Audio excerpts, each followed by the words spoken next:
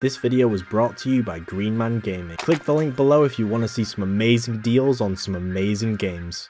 What the hell was that? Achievement hunting and trophy hunting is a very interesting topic, and it's something that everyone does when it comes to playing games. Like, even if you're not deliberately looking for achievements and trophies, you can't deny you get a little bit of a dopamine hit when the achievement appears from like doing something completely out of the ordinary that you weren't expecting to get an achievement for. I've made my opinion on achievement hunting very clear over the past year. I have a video on my main channel how I say it can be one of the most miserable ways to play games, but I do it myself. Like, that video is kind of just, I don't know, I made it to be like a discussion about how playing games solely for getting the achievements can ruin certain games for you. Like, for example, Red Dead Redemption 2. Unless you're like a die-hard Red Dead Redemption 2 fan, 100% in that game is an absolute slogfest, and going into it wanting to 100% the game, you won't even beat the story. You'll be about 100 hours in, you'll find yourself still fucking skinning animals, and you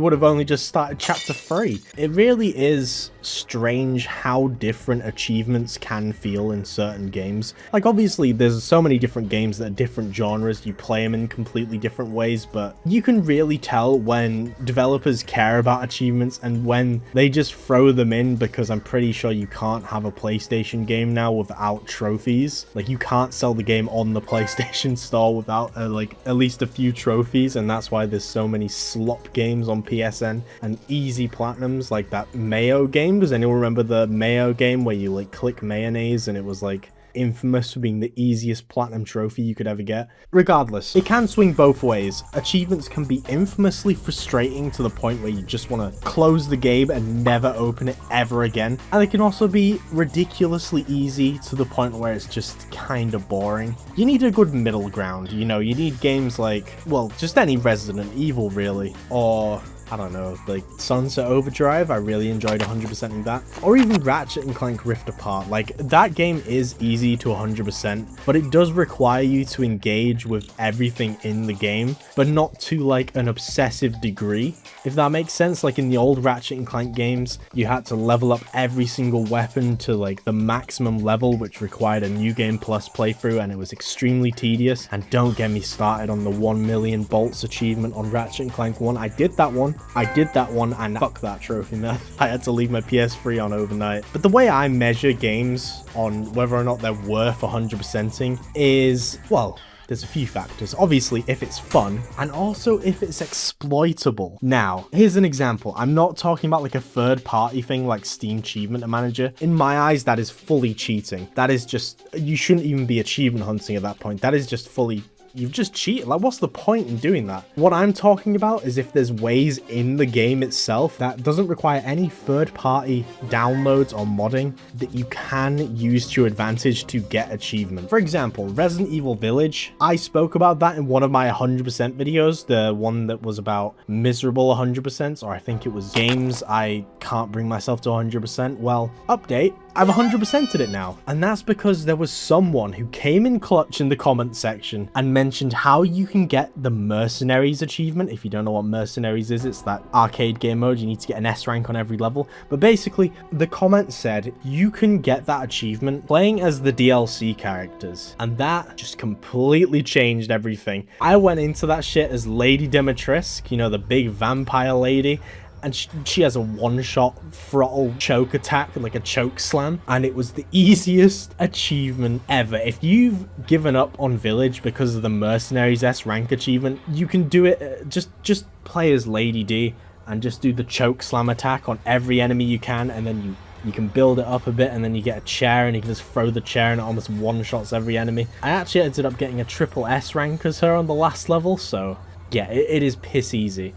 But that's what I mean, like, that's a way you could exploit it. That wasn't the intentional way you were supposed to do it. You're supposed to do it as Ethan and memorize every encounter and waste your time, but no, you can technically cheat. It's working smart, not hard, you know? But because I got the Mercenaries achievement out of the way, which was the biggest hurdle for me, honestly, it was really putting me off trying to 100% it. The last 2 achievements I needed were crafting every item in Shadows of Rose and beating it on hardcore, which I was dreading beforehand because I was like, this is going to be a miserable experience on hardcore, but it wasn't actually that bad, and it gave me a reason to replay Shadows of Rose, and pretty good DLC, I can't lie. It reuses a lot of assets, don't get me wrong, but it's got some pretty horrifying moments in it, and you can't go wrong with the castle in Resident Evil Village. You know, I know it's just reusing it again and just kind of changing things up slightly, but you can't go wrong with it. It's just such a well-designed area. But yeah, achievement hunting is a very strange hobby. It's a very weird hobby in my eyes, and I have an extreme love-hate relationship with it.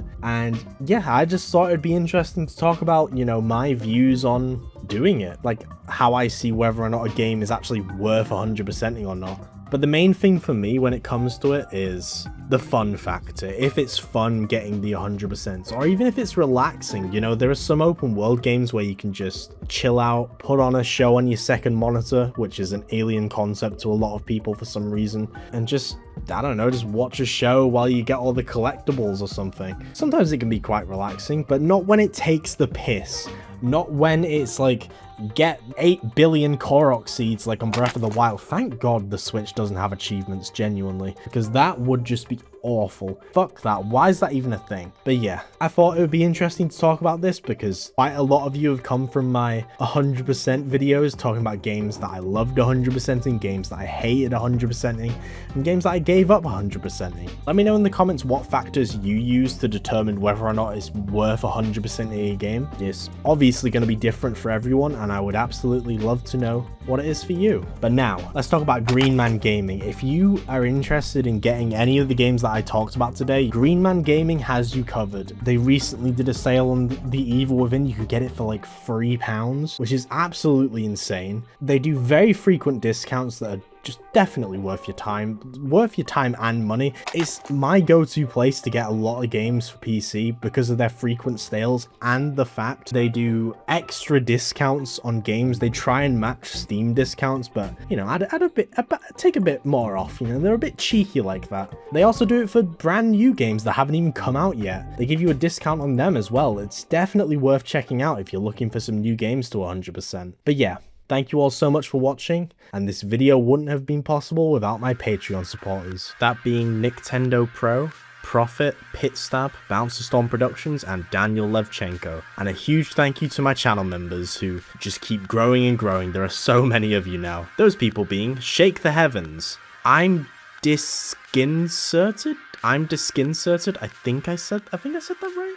NCR 8111, Courtney Williams DR9TB, Zello007, On The Go Gaming 109, Bat DX, Zombify or Die, Eteria Sigma, Cheezer9530, Rec12748, Quack29, Randomness7550, Platesfly8362, Liam Talks About, Chowder1326, OllieCuz1, Marshala4566, Marcus Platts, Joshua Whitford 5509, Evan Underhill 2342, Bidu for Doom, Gabriel Padro 5589, Scary 1407, Eggy 613, Wentel, Riff King 66, Dizrays 3250, Sobi Tax, Andrea Stewart 8871, Galaxy 11243, Glusky 36, Floaty 38, Wolfborn TV, Rust on Wood, L Hayes 117, also known as some bowling guy rambling into the void, Griefgar, and Resistance Lion.